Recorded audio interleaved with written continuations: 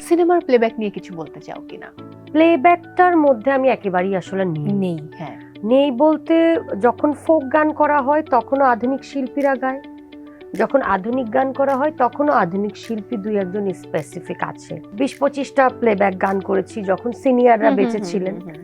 এখন ওইভাবে কাজ করা হয় না। শাকিব খানের মাটির ঠিকানা সিনেমাতেও আমি কাজ করেছি এবং গানের ওখানে পুরো আমি ছিলাম সিনেমাটার মধ্যে, একটা গান পুরো আমি লাইভ আর কি স্ক্রিন শেয়ার করেছি।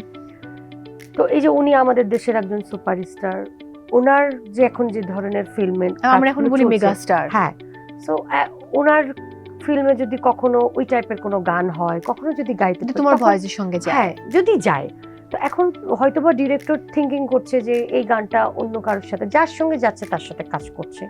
তো আমার কথা হচ্ছে, একটা ছোট্ট গণ্ডির মধ্যে কাজ করছি। যখন আমার সবসময় ইচ্ছা ছিল যে অডিও বাজারে কাজ করার জন্য, যেটা হচ্ছে বড় একটা জায়গা, ওখানেই আমি কাজ করছি। এবং অলমোস্ট আমার 800 গানের উপরে গান হয়ে গেছে। ইয়াংদের মধ্যে 800 গান করে ফেলছি, এটা বিরাট ব্যাপার না বলো?